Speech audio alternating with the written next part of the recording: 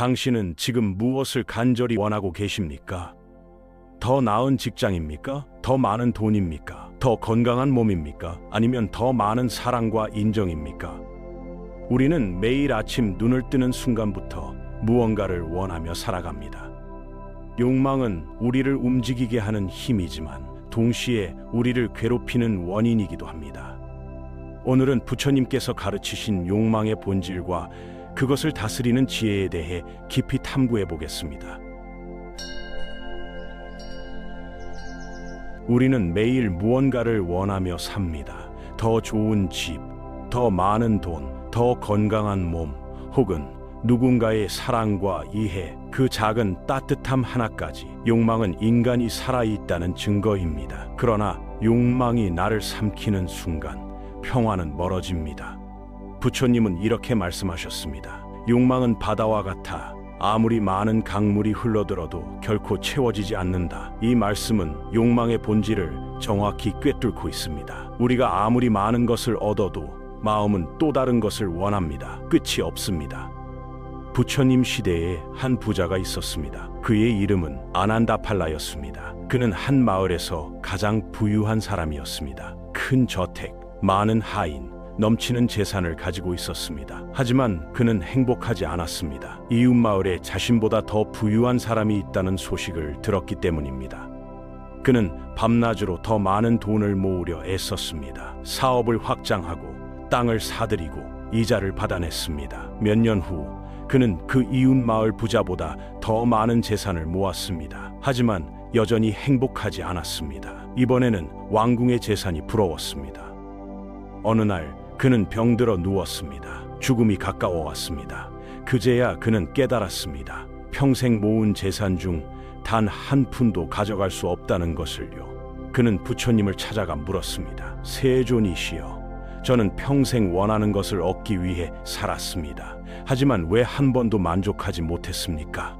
부처님께서 대답하셨습니다. 그대가 구하는 것은 바깥의 물이기 때문이다. 그대 안의 샘은 이미 맑고 충만하나 그대는 그곳을 보지 못한다. 아난다팔라는 침묵했습니다. 평생 바깥을 향해 달려왔지만 정작 자신의 내면은 한 번도 들여다보지 않았습니다.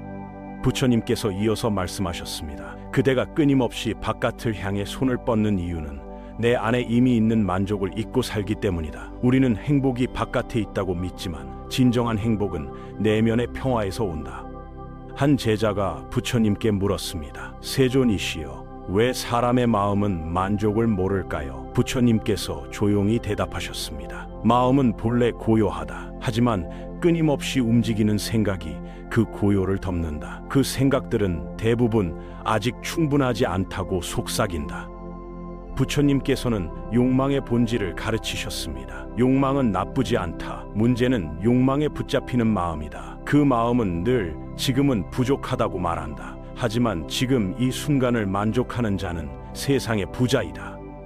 부처님 시대에 한 가난한 농부가 있었습니다. 그는 작은 밭 하나와 낡은 오두막에서 살았습니다. 어느 날 부처님께서 그 마을을 지나가시다가 농부를 만나셨습니다. 농부는 밭에서 일하다 말고 부처님께 물을 대접했습니다. 그의 얼굴에는 평화가 가득했습니다. 부처님께서 물으셨습니다. 그대는 가진 것이 적은데 어찌 그리 평온한가? 농부가 대답했습니다. 세존이시여, 저는 가진 것이 적지 않습니다. 해가 뜨면 일할 수 있는 몸이 있고 배고플 때 먹을 곡식이 있고 밤이 되면 쉴 수 있는 집이 있습니다. 이것이 적다고 할 수 있습니까? 부처님께서는 미소를 지으며 제자들에게 말씀하셨습니다. 저 농부를 보라. 그는 왕보다 부자다. 왜냐하면 그는 지금 가진 것에 만족하기 때문이다. 만족하는 마음이 진정한 부다. 부처님께서는 욕망을 비유로 설명하셨습니다. 욕망은 마치 바람에 흔들리는 불꽃과 같다. 바람이 불면 커지고 바람이 멈추면 사라진다. 그 불꽃은 우리의 의식이 향하는 방향에 따라 커지기도 잦아들기도 한다. 한 제자가 물었습니다. 세존이시여, 그렇다면 우리는 욕망을 없애야 합니까? 부처님께서 대답하셨습니다. 욕망을 없애려 하지 마라. 그것 역시 욕망이 된다. 대신 욕망을 바라보되 그 욕망에 이름을 붙이지 말라. 제자들은 이해하지 못했습니다. 부처님께서 설명하셨습니다. 욕망이 올라올 때 좋다, 나쁘다로 판단하지 말라는 뜻이다. 그저 바라보라. 아, 지금 내 마음에 욕망이 일어나는구나 하고 알아차리라. 욕망은 바라보는 순간 힘을 잃는다. 부처님 시대에 한 수행자가 있었습니다. 그는 열심히 수행했지만 마음은 늘 산란했습니다. 어느 날 그가 부처님께 찾아가 물었습니다. 세존이시여, 저는 수행 중에도 끊임없이 마음이 흔들립니다. 제가 더 빨리 깨닫고 싶기 때문입니다. 이것도 욕망입니까? 부처님께서는 미소를 지으며 말씀하셨습니다. 깨달음조차 욕망이 될 수 있다. 그대는 지금 깨달음을 소유하려 한다. 하지만 깨달음은 소유할 수 있는 것이 아니다. 그것은 놓아줄 때 찾아온다. 수행자는 충격을 받았습니다. 선한 것을 추구하는 것조차 욕망이 될 수 있다니요. 부처님께서 이어서 말씀하셨습니다. 우리가 선하고 의미 있는 일을 할 때조차 그 안에는 미세한 성과의 욕심, 인정의 욕심이 섞여 있다. 그것마저 알아차릴 때 비로소 마음은 고요해진다. 부처님께서는 욕망의 뿌리에 대해서도 가르치셨습니다. 욕망은 결핍에서 생긴다. 그리고 결핍은 비교에서 자란다. 다른 사람의 삶과 나의 삶을 비교하는 순간 내 마음의 평화는 무너진다. 한 제자가 물었습니다. 세존이시여, 저는 늘 다른 사람이 부럽습니다. 어떻게 해야 합니까? 부처님께서 대답하셨습니다. 타인과 자신을 비교하는 순간 그대는 이미 길을 잃은 것이다. 비교를 멈추면 마음은 그 자리에서 고요를 찾는다. 비교가 없는 순간 나는 이미 충분하다. 부처님 시대에 두 형제가 있었습니다. 형은 부유했고 동생은 가난했습니다. 동생은 늘 형을 부러워했습니다. 형의 큰 집, 좋은 옷, 많은 재산이 부러웠습니다. 그러던 어느 날 형이 병들어 죽었습니다. 동생은 슬퍼하면서도 마음 한편으로는 형의 재산을 물려받게 되어 기뻤습니다. 하지만 재산을 물려받은 후 동생은 행복하지 않았습니다. 이번에는 더 부유한 이웃이 부러웠습니다. 그는 부처님을 찾아가 물었습니다. 세존이시여, 저는 원하던 것을 얻었는데 왜 행복하지 않습니까? 부처님께서 말씀하셨습니다. 그대는 형의 재산을 얻었지만 형의 만족은 얻지 못했다. 만족은 밖에서 오는 것이 아니다. 그대가 비교를 멈출 때 만족이 찾아온다. 동생은 깨달았습니다. 평생 남과 비교하며 살아왔다는 것을요. 그날부터 그는 비교를 멈추었습니다. 그러자 마음에 평화가 찾아왔습니다. 부처님께서는 욕망을 다스리는 구체적인 방법을 가르치셨습니다. 욕망이 일어날 때 그것을 억누르지 마라. 억누르면 더 강해진다. 대신 그 욕망을 관찰하라. 나는 지금 무엇을 원하는가? 왜 그것을 원하는가? 그것을 얻으면 정말 행복할까? 이렇게 물어보라. 한 제자가 이 수행을 했습니다. 그는 큰 집을 원했습니다. 부처님의 가르침대로 자신에게 물었습니다. 나는 왜 큰 집을 원하는가? 곰곰이 생각해보니 남에게 인정받고 싶어서였습니다. 인정을 받으면 정말 행복할까? 다시 생각해보니 인정을 받아도 또 다른 것을 원할 것 같았습니다. 그는 깨달았습니다. 자신이 원하는 것은 큰 집이 아니라 안정감이었다는 것을요. 그리고 안정감은 큰 집에서 오는 것이 아니라 마음의 평화에서 온다는 것을요. 그날부터 그의 욕망은 줄어들기 시작했습니다. 부처님께서는 또한 이렇게 말씀하셨습니다. 그대가 원하는 것을 모두 얻게 된다면 그대는 무엇을 할 것인가? 이 질문은 단순히 욕망을 버리라는 뜻이 아닙니다. 그대의 마음이 진정으로 원하는 것이 무엇인지 돌아보라는 뜻입니다. 부처님 시대에 한 상인이 있었습니다. 그는 부자가 되는 것이 꿈이었습니다. 열심히 일해서 많은 돈을 모았습니다. 그런데 막상 부자가 되고 나니 공허함이 찾아왔습니다. 그는 부처님을 찾아가 물었습니다. 세존이시여, 저는 평생의 꿈을 이루었는데 왜 행복하지 않습니까? 부처님께서 물으셨습니다. 그대가 진정으로 원했던 것은 무엇인가? 상인은 생각했습니다. 돈이 아니었습니다. 사실은 인정과 존중이었습니다. 부처님께서 말씀하셨습니다. 우리는 물질이 아니라 충족감을 원하고 타인의 시선이 아니라 존재의 의미를 원한다. 하지만 그것을 잘못된 곳에서 찾는다. 상인은 깨달았습니다. 진정한 충족감은 밖에서 오는 것이 아니라 내면에서 온다는 것을요. 그는 자신의 재산을 가난한 사람들을 돕는 데 사용하기 시작했습니다. 그러자 비로소 의미와 충족감을 느꼈습니다. 부처님께서는 욕망과 행복의 관계에 대해서도 가르치셨습니다. 사람들은 욕망을 채우면 행복해질 거라고 생각한다. 하지만 욕망을 채우는 순간 새로운 욕망이 생긴다. 이것을 끝없는 수레바퀴라고 한다. 이 바퀴에서 내려올 때 비로소 평화를 찾는다. 한 제자가 물었습니다. 세존이시여, 그렇다면 우리는 아무것도 원하지 말아야 합니까? 부처님께서 대답하셨습니다. 그렇지 않다. 원하되 집착하지 마라.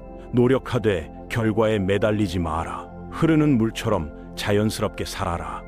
부처님께서는 물의 비유를 자주 사용하셨습니다. 물을 보라. 물은 낮은 곳으로 흐른다. 억지로 높은 곳에 머물려 하지 않는다. 장애물을 만나면 돌아간다. 막히면 멈춰 있다가 길이 열리면 다시 흐른다. 욕망도 이렇게 다루어야 한다.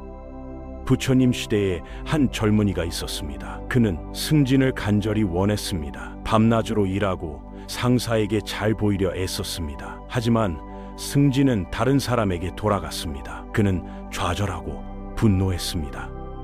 부처님께서 그에게 말씀하셨습니다. 그대는 결과에 집착했다. 노력은 그대가 할 수 있지만 결과는 그대가 통제할 수 없다. 노력하되 결과를 놓아라. 그러면 실패해도 괴롭지 않고 성공해도 교만하지 않다. 젊은이는 깨달았습니다. 그는 계속 열심히 일했지만 이번에는 승진을 위해서가 아니라 일 자체를 즐기기 위해 일했습니다. 놀랍게도 그러자 마음이 편해졌고 몇 년 후 자연스럽게 승진했습니다. 어느 노승은 제자에게 이렇게 말했습니다. 욕망은 그림자와 같다. 그대를 쫓아다니지만 그대가 멈추면 그것도 멈춘다. 이 말은 욕망이 우리를 지배하는 것이 아니라 우리가 욕망에 힘을 준다는 뜻입니다.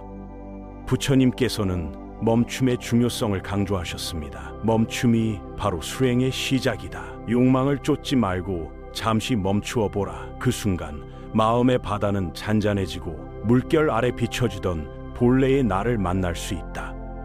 부처님 시대에 한 수행자가 있었습니다. 그는 몇 년간 열심히 수행했지만 깨달음을 얻지 못했습니다. 그는 조급해졌고 더 열심히 수행하려 했습니다. 어느 날 부처님께서 그를 보시고 말씀하셨습니다. 그대는 지금 무엇을 쫓고 있는가? 수행자가 대답했습니다. 깨달음을 얻으려 합니다. 부처님께서 말씀하셨습니다. 깨달음은 얻는 것이 아니다. 이미 있는 것을 발견하는 것이다. 그대가 쫓는 것을 멈출 때 그것이 보인다. 수행자는 그날 모든 노력을 멈추었습니다. 그저 앉아서 호흡을 관찰했습니다. 며칠 후 그는 깨달았습니다. 부처님께서는 욕망과 고통의 관계에 대해서도 가르치셨습니다. 모든 고통은 욕망에서 온다. 원하는 것을 얻지 못하면 고통스럽고 원하지 않는 것을 만나면 고통스럽고 가진 것을 잃으면 고통스럽다. 하지만 욕망이 없으면 고통도 없다. 한 제자가 물었습니다. 세존이시여, 그렇다면 욕망 없이 어떻게 삽니까? 부처님께서 대답하셨습니다. 욕망 없이 사는 것이 아니라 욕망에 끌려다니지 않고 사는 것이다. 욕망을 가지되 그것에 사로잡히지 않는다. 이것이 중도다. 부처님께서는 중도를 설명하기 위해 악기의 비유를 드셨습니다. 검은 고의 줄을 보라. 너무 팽팽하면 끊어진다. 너무 느슨하면 소리가 나지 않는다.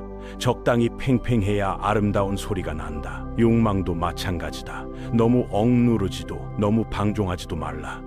부처님 시대에 한 고행자가 있었습니다. 그는 모든 욕망을 없애기 위해 극심한 고행을 했습니다. 하루에 쌀 한 톨만 먹고 가시나무 위에서 잤습니다. 몇 년 후 그는 뼈만 남아 거의 죽어가고 있었습니다. 부처님께서 그를 보시고 말씀하셨습니다. 그대는 몸을 학대함으로써 마음을 다스리려 한다. 하지만 그것은 또 다른 집착이다. 몸도 소중히 여기고 마음도 소중히 여겨라. 중도를 걸어라. 고행자는 부처님의 말씀을 듣고 고행을 멈추었습니다. 적당히 먹고 적당히 쉬면서 수행했습니다. 얼마 후 그는 깨달음을 얻었습니다. 부처님께서는 욕망을 관찰하는 구체적인 수행법도 가르치셨습니다. 매일 저녁 조용히 앉아 오늘 하루 일어난 욕망들을 떠올려 보라. 나는 오늘 무엇을 원했는가? 그것을 얻었는가? 얻었다면 만족스러웠는가? 얻지 못했다면 왜 괴로웠는가? 이렇게 관찰하라. 한 제자가 이 수행을 했습니다. 처음에는 자신이 하루에 얼마나 많은 것을 원하는지 몰랐습니다. 하지만 관찰하기 시작하자 놀랐습니다. 아침에 일어나서부터 밤에 잠들 때까지 끊임없이 무언가를 원하고 있었습니다. 더 맛있는 음식, 더 편한 자리, 남의 인정, 조용한 환경, 수백 가지 욕망이 있었습니다. 그는 또한 깨달았습니다. 대부분의 욕망은 채워져도 만족감이 오래가지 않는다는 것을요. 맛있는 음식을 먹어도 1시간 후면 다시 배가 고프고, 인정을 받아도 다음 날이면 또 인정받고 싶어진다는 것을요. 이것을 깨닫자 욕망의 힘이 약해졌습니다.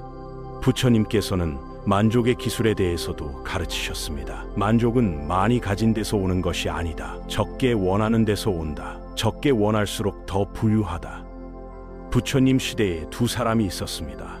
한 사람은 10개의 옷을 가졌지만 20개를 원했습니다. 다른 사람은 2개의 옷을 가졌고 2개면 충분했습니다. 부처님께서 물으셨습니다. 누가 더 부자인가? 제자들은 대답했습니다. 2개의 옷을 가진 사람입니다. 그는 이미 만족하기 때문입니다. 부처님께서 말씀하셨습니다. 그렇다. 부는 가진 것의 양이 아니라 마음의 상태다. 만족하는 마음이 가장 큰 부다.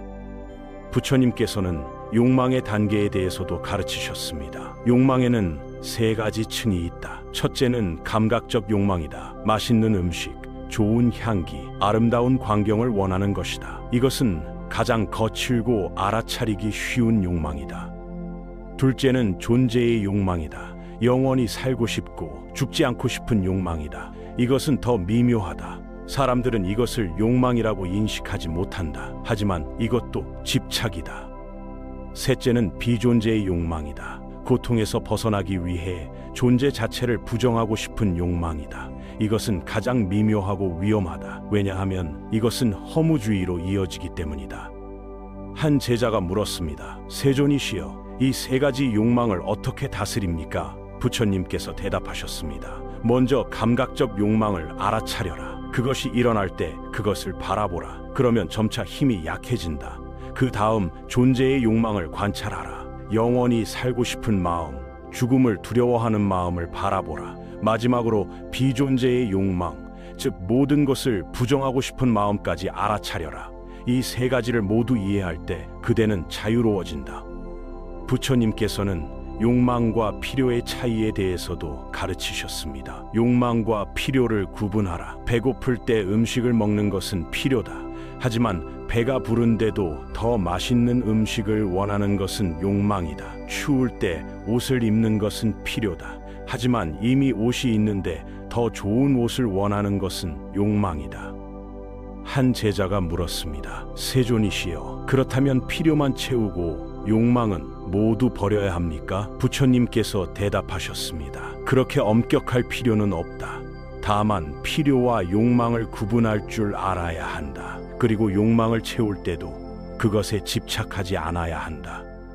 부처님께서는 욕망의 대상이 아니라 욕망하는 마음 자체를 보라고 가르치셨습니다. 사람들은 욕망의 대상을 바꾸려 한다. 이것을 원하다가 안 되면 저것을 원한다. 하지만 대상을 바꾸는 것은 해결책이 아니다. 욕망하는 마음 그 자체를 바라보라.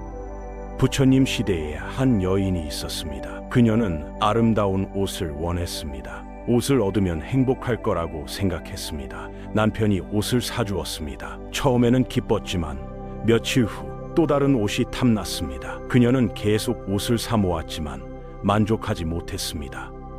어느 날 그녀는 부처님을 만났습니다. 부처님께서 물으셨습니다. 그대는 무엇을 찾고 있는가? 여인이 대답했습니다. 저는 옷을 찾고 있습니다. 하지만 아무리 많은 옷을 가져도 만족하지 못합니다. 부처님께서 말씀하셨습니다. 그대가 찾는 것은 옷이 아니다. 그대는 만족을 찾고 있다. 하지만 만족은 옷에 있지 않다. 만족은 그대 안에 있다. 욕망의 대상을 바라보지 말고 욕망하는 그대의 마음을 바라보라. 왜 계속 더 원하는가? 무엇이 부족한가? 진정으로 원하는 것은 무엇인가? 여인은 깊이 생각했습니다. 그녀가 진정으로 원했던 것은 옷이 아니라 자신이 가치 있다는 느낌이었습니다. 옷을 통해 남에게 인정받고 싶었던 것입니다. 이것을 깨닫자 그녀의 욕망은 사라졌습니다. 옷이 많든 적든 상관없어졌습니다. 부처님께서는 욕망의 덫에 대해서도 경고하셨습니다. 욕망은 꿀로 덮인 칼날과 같다. 달콤하지만 위험하다. 욕망을 쫓다가 상처받는다. 욕망을 채우는 순간의 쾌락은 짧지만 그로 인한 고통은 길다. 부처님 시대에 한 도박꾼이 있었습니다. 그는 돈을 따는 쾌락에 빠졌습니다. 처음에는 작은 돈으로 시작했지만 점점 더 큰 돈을 걸었습니다. 이기면 기뻤지만 그 기쁨은 잠깐이었습니다. 곧 더 큰 판돈을 원했습니다. 결국 그는 모든 재산을 잃었습니다. 그는 절망 속에서 부처님을 찾아갔습니다. 부처님께서 말씀하셨습니다. 그대는 욕망의 덫에 걸렸다. 욕망은 처음에는 작게 시작하지만 점점 커진다. 그리고 마침내 그대를 삼킨다. 지금이라도 늦지 않았다. 욕망에서 벗어나라. 도박꾼은 부처님의 말씀을 듣고 도박을 끊었습니다. 처음에는 힘들었습니다. 욕망이 계속 일어났습니다. 하지만 그때마다 부처님의 가르침을 떠올렸습니다. 욕망을 억누르지 않고 그저 바라보았습니다. 시간이 지나자 욕망의 힘이 약해졌습니다. 부처님께서는 욕망과 시간의 관계에 대해서도 가르치셨습니다. 욕망은 항상 미래를 향한다. 내가 저것을 얻으면 행복할 것이다 라고 말한다. 하지만 미래는 결코 오지 않는다. 미래가 현재가 되는 순간 그것은 이미 과거가 된다. 욕망은 우리를 끝없는 미래로 내몬다. 그래서 우리는 결코 지금을 살지 못한다. 한 제자가 물었습니다. 세존이시여, 그렇다면 우리는 미래를 생각하지 말아야 합니까? 부처님께서 대답하셨습니다. 미래를 계획하는 것과 미래에 집착하는 것은 다르다. 지혜로운 자는 미래를 준비하지만 지금 이 순간을 살아간다. 어리석은 자는 미래를 위해 현재를 희생한다. 부처님 시대에 한 농부가 있었습니다. 그는 내년 수확을 위해 일했지만 일하는 매 순간을 즐겼습니다. 씨를 뿌릴 때는 씨 뿌리는 것에 집중하고 물을 줄 때는 물 주는 것에 집중했습니다. 그는 결과를 생각하지 않았습니다. 그저 지금 해야 할 일을 했습니다. 수확철이 되었습니다.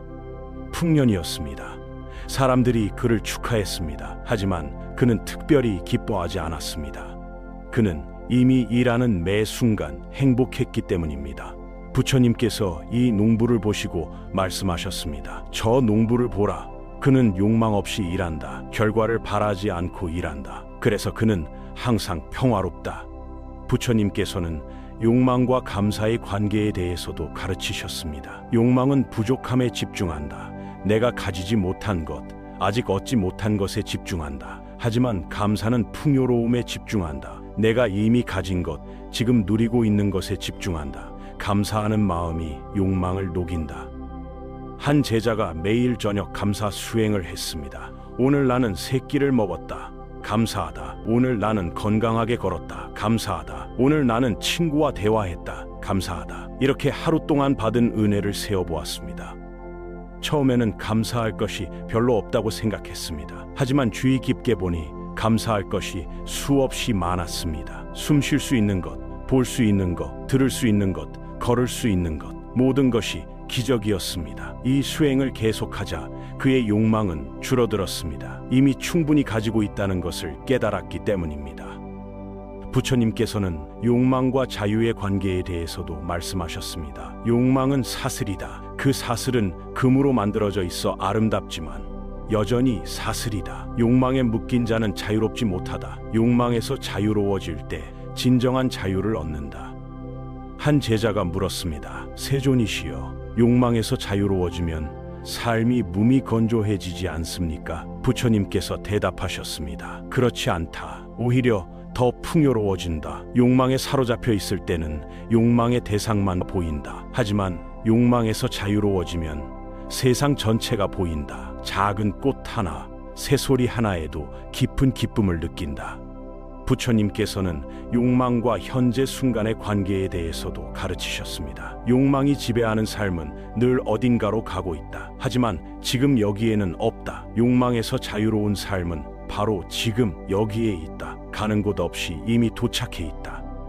부처님께서는 욕망과 평화의 관계에 대해서도 말씀하셨습니다.